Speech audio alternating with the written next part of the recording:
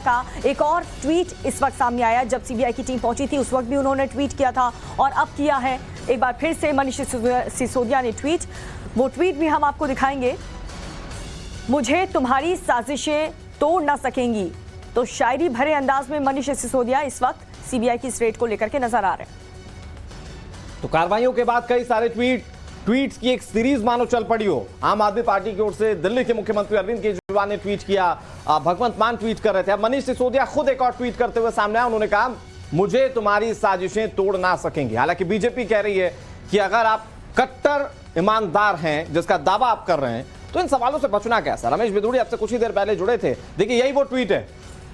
मनीष सिसोदिया ने जो ट्वीट किया, उन्होंने लिखा मुझे तुम्हारी साजिशें तोड़ ना सकेंगी। मैंने दिल्ली के लाखों बच्चों के लिए स्कूल बनाए, लाखों बच्चों की जिंदगी में आई मुस्कान मेरी ताकत है। तुम्हारा इरादा मुझे तोड़ने का है, मेरा इरादा तो ये। कुछ एक वीडियो भी उन्होंने दिल्ली का शिक्षा गीत उन्होंने ट्वीट किया। फिर सवाल लेकिन वही खड़ा हो जाता है कि अगर आबकारी नीति को लेकर सवाल है तो फिर शिक्षा और स्वास्थ्य को आधार क्यों बनाया जा रहा है। रविकांत भी लगातार हमारे साथ बने हुए। रविकांत, शायरी यहाँ पर कही जा रही है, आप पर गंभीर आरोप लगाए, क्या इसके जवाब वो शायरी से देंगे? एक के बाद एक ट्वीट आते जा रहे हैं। अब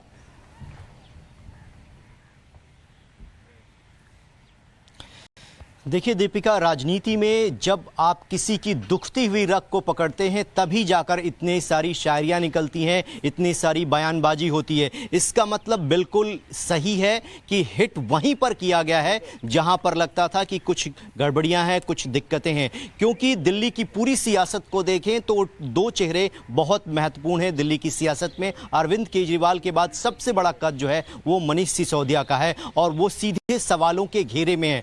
जितने भी उनके प्रवक्ता और पार्टी के लोग आ रहे हैं, आपने देखा होगा कि लगातार वो इस बात को कह रहे हैं कि न्यूयॉर्क टाइम्स में खबर छपी है कि उन्होंने बहुत अच्छा काम किया। इससे कोई डिनाई नहीं कर रहा है, लेकिन इसका मतलब बिल्कुल ये नहीं है कि किसी और स्कीम में अगर घोटाला हुआ है तो आप इसकी आड़ में उसका जवाब नहीं देंगे और एजेंसियों को ब्लेम करेंगे। ये जो पूरी की पूरी कार्रवाई की जा रही है, प्रेसिडेंट का अप्रूवल है सीबीआई रेड के लिए और उसके बाद ईओडब्ल्यू जो दिल्ली पुलिस की विंग होती है, इकोनॉमिक ऑफेंस विंग, वो ऑलरेडी एफआईआर दर्ज करके इस मामले की जांच कर रही है।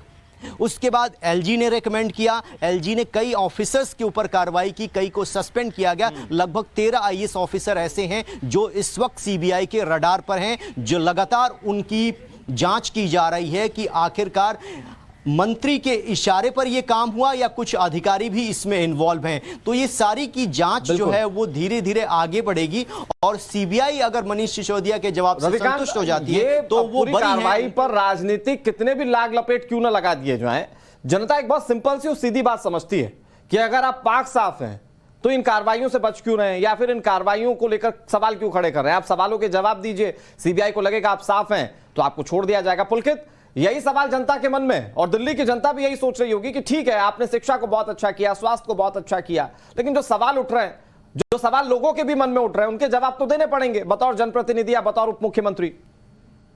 तकरीबन 8 बजे के आसपास सभी जगहों पर एक साथ जो कि सीबीआई की टीम जाहिर तौर पर मुझे लगता है अगर जब भी मेरी मनीष सिसोदिया से इस विषय पर बात हुई है तो उन्होंने खुलकर कहा है कि हमारे पास हर सवाल का जवाब है और हम देंगे। और लेकिन अगर आप पार्टी के विधायकों को सुने तो शायद वो इस बात को सही से नहीं रख पा रहे हैं, लेकिन डिप्टी सीएम ने इस विषय पर कई बार चर्चा की है। उन्होंने ये भी साफ किया है कि जो आरोप लग रहे हैं उसके ऊपर उनके ऊपर कानूनी राय और कई कोर्ट्स का फैसला और तमाम चीजें मौजूद हैं और उसी को देखते हुए ये परिवर्तन किया गया था और कैबिनेट से अप्रूवल है। और कुछ परिवर्तन जो किए गए, जो कोरोना के दौरान किए गए, जिसका नुकसान हुआ, उसके बाद भी उनके पास तर्क और जवाब है और शायद वो अंदर दे भी रहे होंगे जब सीबीआई की जांच इस दौरान चल रही है। क्योंकि अगर हम मुख्य आरोप देखें तो वो 144 करोड़ रुपए को लेकर है, वो उन कंपनियों को लेकर है जो बैन की गई, वो उस परिवर्तन को लेकर है जो आखिरी वक्त पर किया गया। ये 4 से 5 मुख्य आरोप है इस पूरी एक्साइज पॉलिसी को लेकर।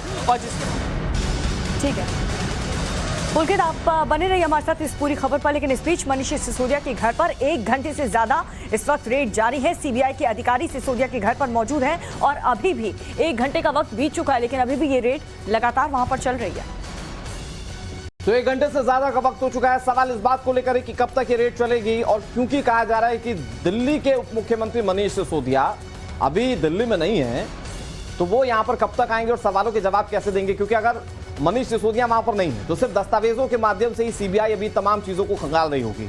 लेकिन असल में जवाब तब मिल पाएंगे जब आमने सामने बैठाकर मनीष सिसोदिया से हो सकता है पूछताछ हो, और उसके बाद क्या कार्यप्रणाली होगी उसके लिए इंतजार करना होगा। लेकिन 1 घंटे का वक्त हो चुका है जब सीबीआई की टीम मनीष सिसोदिया के घर के अंदर मौजूद है। अकेले दिल्ली की बात करें तो कुल 21 ठिकानों पर इस वक्त सीबीआई की टीम रेड कर रही है।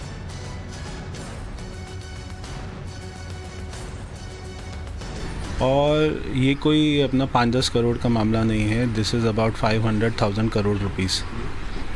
तो सीबीआई ने सारी बातें सारे लोगों को अपना मिलकर सारे सबूत इकट्ठे किए होंगे, और ये जो रेड चल रही हैं ये केवल अपना लिकर पॉलिसी के ऊपर है, क्योंकि इसमें बहुत सारे लिकर माफिया भी इन्वॉल्व हैं।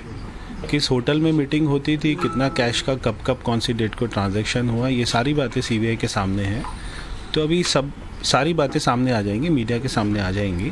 तो एक बार ये जो रेड चल रही हैं और क्या क्या सबूत हैं, क्या क्या बातें हैं, जब सीबीआई या कोई आदमी प्रेस कॉन्फ्रेंस करेगा तब उसमें सारी बातें सामने आएंगी। परवेश जी, लगातार अरविंद केजरीवाल कह रहे थे कि अगला टारगेट मनीष सिसोदिया होंगे, सीबीआई की टीम पहुंचने वाली है, उनको इंट्यूशन था कि सीबीआई रेड करने वाली है, और आज वही हुआ। सुबह से ट्वीट्स लगातार आम आदमी पार्टी की तरफ से आ रहे हैं। अरविंद केजरीवाल ने भी ट्वीट किया, हम स्वागत करते हैं और बिल्कुल क्लीन, बिल्कुल साफ हम लोग इससे बाहर निकल के आएंगे और हम लोग इन्वेस्टिगेशन पूरी तरीके से सपोर्ट। देखिए, ये तो मैं आपको बता दूं कि मैंने भी इस पूरे लिकर पॉलिसी के पीछे कौन कौन लोग हैं, मैंने भी इसको बहुत ही गहराई से देखा है, और ये लोग इससे बाहर नहीं आने वाले। इसको मनीष सिसोदिया को जेल जाने से कोई नहीं बचा सकता, क्योंकि जितने भी लोग इसमें इन्वॉल्व थे, इन्होंने कौन कौन से होटल में मीटिंग करी है, कौन से होटल में इनके स्वीट सारे बुक रहते थे, और इसमें सारा पैसा कैसे गोवा में गया, कैसे पंजाब इलेक्शन में गया, और कब कब कौन सी डेट को कितना कितना पैसा इन्होंने दिया है। ओखला में कोई इनका वेयर हाउस था, कोई मनीष सिसोदिया का ओएसडी थे, वो सारे पैसा लेने देने का काम करते थे। तो ये सारी बातें हैं सामने, जो अपना जितनी जानकारी मुझे है वो मैं बता सकता हूँ।